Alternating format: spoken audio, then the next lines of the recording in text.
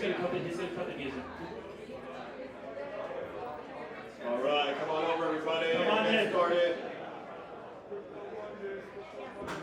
Get your drinks. Come over and sit on that cheetah print.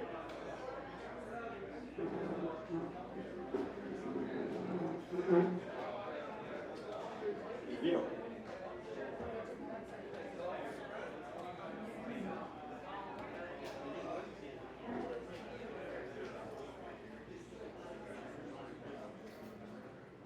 I think this is good. This works.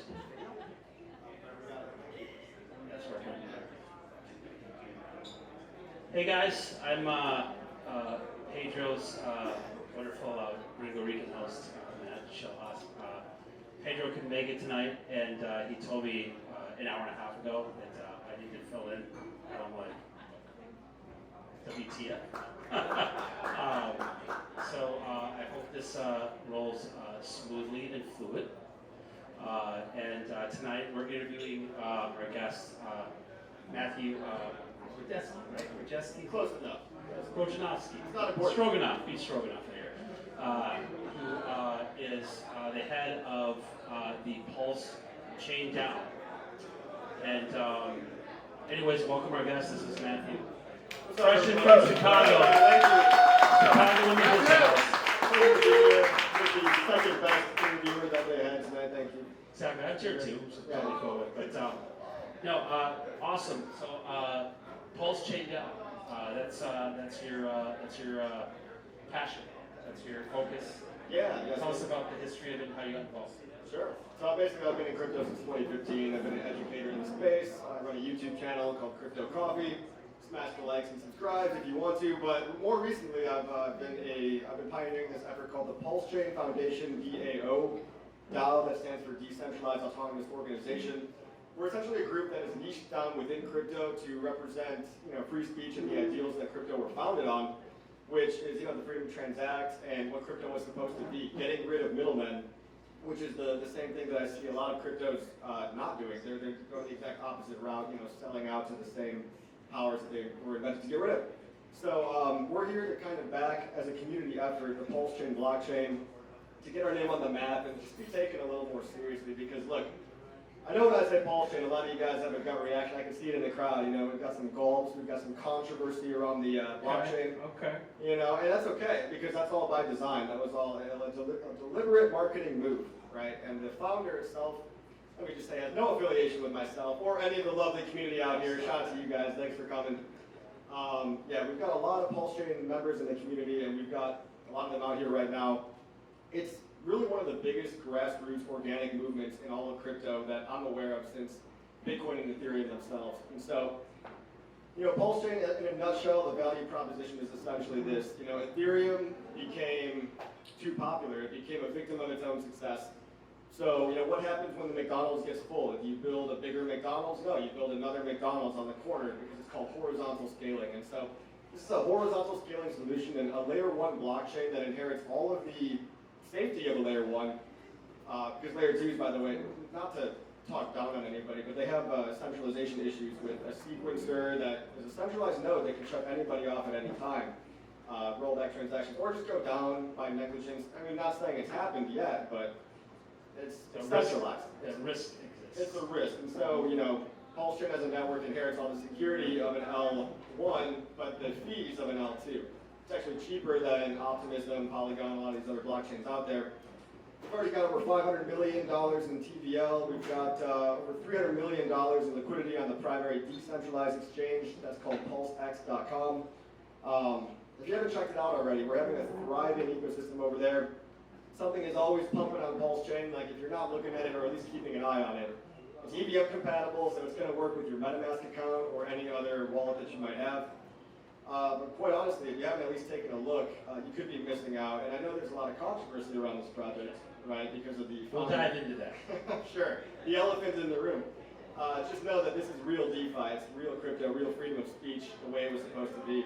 And that's what we want to do. We want to back up these core ideals and get it on the map with centralized exchanges, fiat on and off ramps, and just really just get our name out there. Sure. Okay, so just to start, hands, how many PulseChain Eakins do we have here? Yeah! In the house.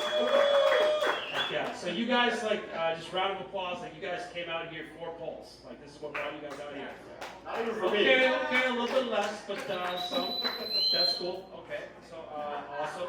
So it's a built-in kind of community here in Puerto Rico. You said you've been in the space since 2015. Right. When did you discover Pulse, and what was it about the Pulse ecosystem that attracted you to like go all in? Yeah, well, I mean, it all started with Hex, right? Even more controversial than Pulse was Hex, and I got involved in that early on. It made a lot of people a lot of money. Okay, I'm just going to say that. And so basically what it created was a self-perpetuating feedback loop of self-funded, community-driven, again, grassroots projects being built on top of it.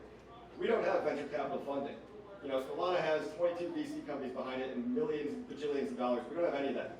We're all funded by the people that basically made money doing crypto, you know, how it was supposed to be done, long-term holding in the right assets over time, and then reinvesting back into each other, back into the decentralized network.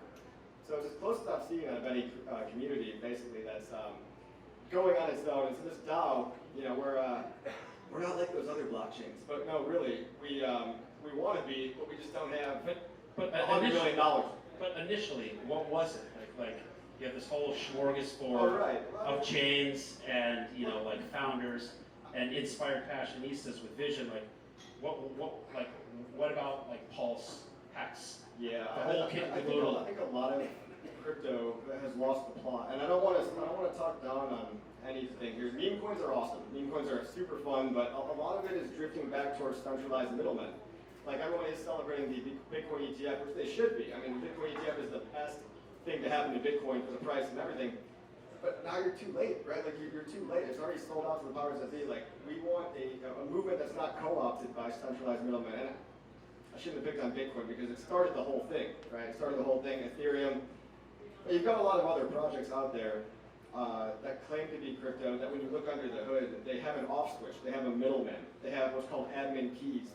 And so PulseChain, you're not going to find any of that. So I was attracted to it by the fact that it truly is decentralized. It has no off switch. No SEC, no government agency can shut it down even if they tried. Because what are you going to do? Go to 50,000 nodes, distribute it all across the world, and knock on everyone's door at the same time? It's the same reason Ethereum's never been shut down and Bitcoin's never been shut down. Because they are sufficiently decentralized. And this PulseChain, PulseX, I saw as the next iteration of a sufficiently decentralized blockchain network. We're not reinventing the wheel here. We're taking what already works, store of value. We know crypto can store value. Hex was a store of value over the past 4 years for a lot of people. Yes. We know Ethereum works very well with smart contracts. What if we took Ethereum minus the $50 gas fees and made it actually usable again? That's what essentially we're doing. So look, you know, as somebody who was, you know, a fan of Richard Hart back in 2019 when I participated in the Hex launch, can you talk about the differentiation between Pulse and Hex and where like the actual kind of like crossover and like everything else?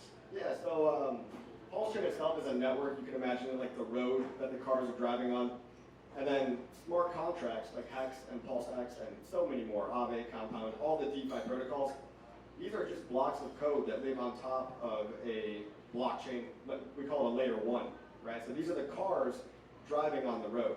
Hex itself is a coin that lives on a blockchain. PulseX is a coin that lives on a blockchain.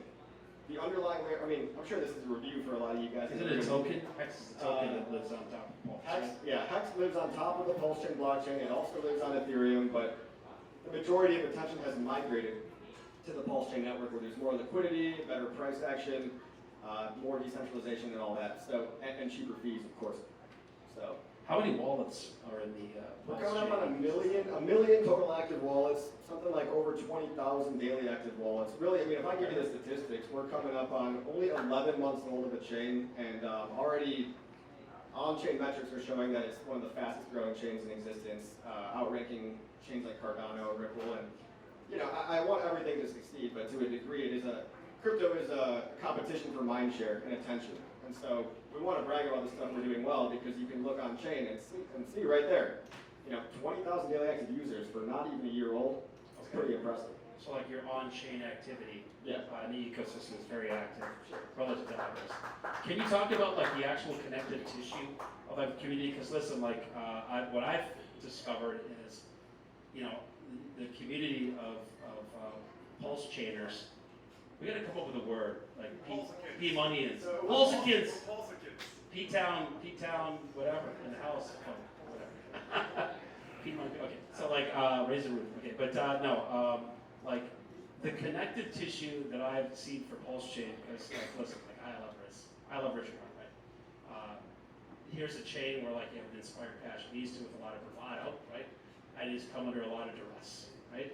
I guess let's just call it like intrusive audits, right? Like what I've noticed is like the PulseChain community is the connective tissue is like very strong. Can you just talk a little about to that? Yeah, I think it's important to realize that we're all on Team Crypto here, and just because they're not suing your project now, it doesn't mean you're safe. It just means you're next in line. I mean, we saw them go after Uniswap. Developers are headquartered in Brooklyn, or company, by the way, a centralized corporation. There's no Hex company, there's no PulseChain company. I don't go to my job at the PulseChain building every day. I don't put on a suit and tie and go into work or anything. But a lot of these other companies, Coinbase, Kraken, Justin Sun, hide your kids, hide your wife, because they're suing everybody out here. Yeah. So, look, it sucks that that's the position that we're in. And we're trying to drive a more inclusive, safer ecosystem or a safer regulatory environment in which to develop it. And so we want America to be a place where people can feel safe, not like they have to go to a different country and incorporate in the Cayman Islands or something like that. And it's driving innovation out of the country. And so, to add on top of that, today, I don't know if you guys saw that, but Debtbox today, there was two of the top kind of enforcers at the SEC that actually left today, hoping it's Gensler next. Resigned. Resigned, right? Or they basically like the actual kind of So they've been taking a lot of losses in court, and luckily the court system has proven to care about the truth so far. I think their reckless enforcement regulation by enforcement, let's call it, has been overall bad for the industry, and we need to speak out against it. This is something that we all as people can do and shouldn't be scared to voice our opinion and stand up for blockchains as freedom of speech, which is what we're doing. We actually just submitted an amicus brief to the court case in Richard versus the SEC on behalf of ICANN. ICANN is a regulatory body that specifically, it comes from ex-SEC employees to combat SEC overreach. The fact that you have an entire legal agency that only does that must tell you something. Quite frankly, we have 100-year-old laws that used to govern orange grove fields, the Howey test, the four-legged Howey test. It must be investment of money into a common pool with the expectation of profit solely from the work of others. If you fail all of these four legs, you become a security. But we firmly stand on the fact that we fail multiple legs, if not all of them. Don't you want to pass all of them? No, you want to fail all of them. You want to fail. That's what I'm saying. You said people who pass all of them become a security. Right. So you want to fail. That's what I said. Is that what he said? Yeah. Okie dokie. Yeah. Smoke. Maybe I'll slow down on my talking. Okay, now keep on going. Yeah. Well, anyway, I think a win for the Richard versus SEC case would be a win for all of crypto, just like a win for the Uniswap case, just like a win for Coinbase would be a win for all of crypto. The SEC named 3 or maybe 12 cryptocurrencies: Solana, Filecoin, popular cryptocurrencies that you guys probably have money in right now, unless you're like a maxi on something. But this, they've named these as securities, but just because they haven't gone after them individually doesn't mean that they're not next on the chopping block. They've gone after Coinbase for alluding to the fact that they've gone after 13 unregistered securities. So it's only a matter of time unless we kind of put an end to that and curb the direction in which the SEC is going, which I think Hester Pierce would agree with, by the way. I think it's just the incumbents that we maybe need to play a game of musical chairs. I don't know, but we are doing everything in our power to combat the unfair treatment of the people of the USA. Can you talk to your perspective on Richard Hart and the kind of support that the ecosystem is showing towards him, or the kind of is it a divisive issue internally? What's next for this? Sure. Yeah, I don't think anybody internally within the community is against Richard. Maybe people can be salty for all kinds of reasons, but you can hate the man, but you have to separate the person from the product they built. When he launched a finished product, Richard could get hit by a bus tomorrow. People don't realize this, and hacks, knock on wood, right? But PulseChain, PulseX would operate flawlessly because they have no off switch. It sets something in motion. It's like bigger So than people see this guy that wears a Gucci tracksuit and they get triggered. Basically, is what it is. I think if people got to know him a little better, I do feel he's one of the most misunderstood people in crypto. But that doesn't really matter when you understand at a fundamental level what Ethereum, Bitcoin, PulseChain, PulseX, these are all just code. You know, so imagine suing a piece of code. Like, it's beyond me how they're going to drag a couple lines of software code into the courthouse, but they're going to try. So, riddle me that. So in terms of like performance of like the underlying like asset tokenized ecosystem, like blockchain or whatever, like, where is that in the cycle, and why is it there, and where's like the challenges and opportunities? Sure. Well, of course, I think everybody that's investing in the ecosystem is taking an asymmetric bet that we will be on the right side of history in the long run. But the thing is that Richard Hart and the founder, again, like, they've been distanced from the project for a long time. And I think as more people are realizing that the founder is not the token, which is how, it's Satoshi Bitcoin. What happens if Satoshi dies? Some people say he already did die, right? Some people say, what if Satoshi came back from the dead and dumped all of his Bitcoin? You get the same fear narratives in every cryptocurrency, but I think the promise in the PulseChain ecosystem lies in fulfilling the promise of what crypto was supposed to be: decentralized, peer-to-peer digital money, and smart contracts that anybody can build, freedom of speech and expression on a public publishing platform.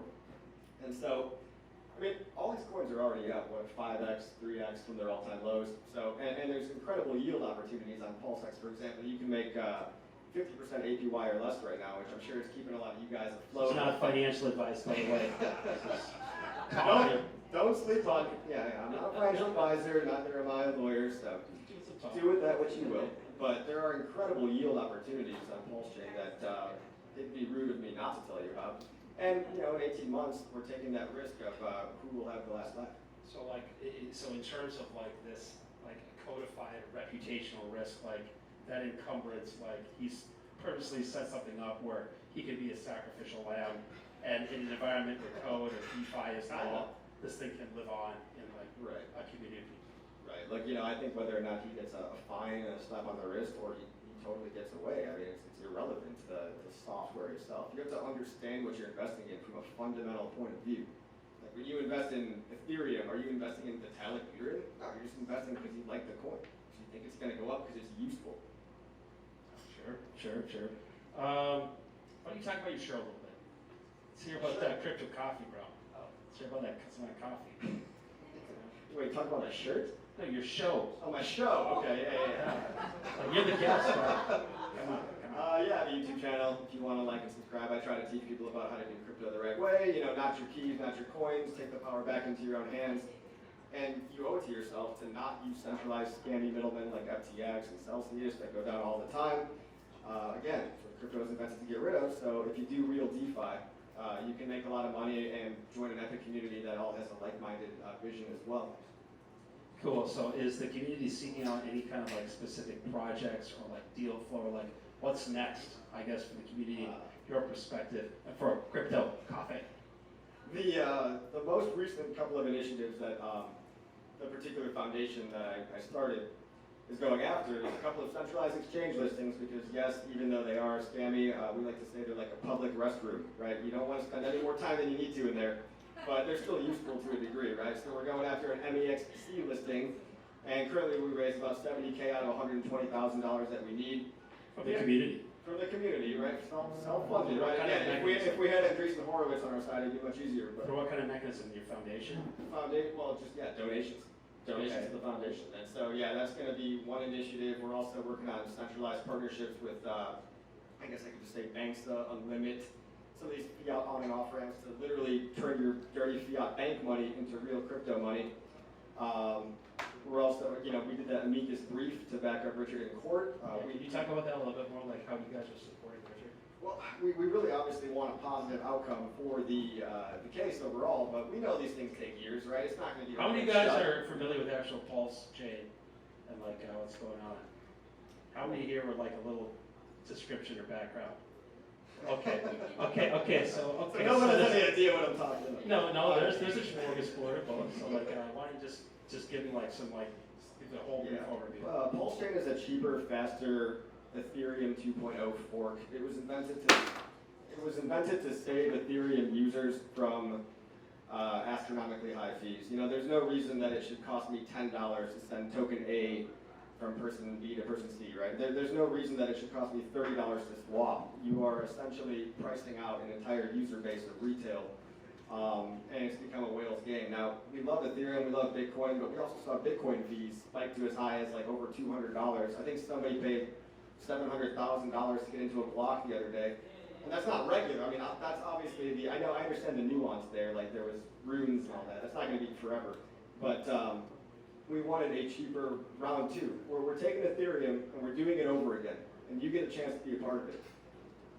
So, like, for example, you talk about transaction fees, and one of your homies out here reminded me, like, hey, like, as an original Xer, right, after a year, like, I think the special, like, VIP round, like, vanished. I don't know what that means, but, like, the transaction costs are, like, actually pretty high on Pulse. So, like, you're talking about them getting rid of it, but, like, the transaction fees are high. One day Ethereum will lower their fees, but they're taking their time, and so why not just offer something to people right now that actually works today? You can go use But no, dude, Pulse, our Pulse fees, like, how are they comparable to, like, so you know, you're never gonna pay over like 2 pennies for a fee on PulseChain right now, whereas Ethereum you're looking at $20 to $50.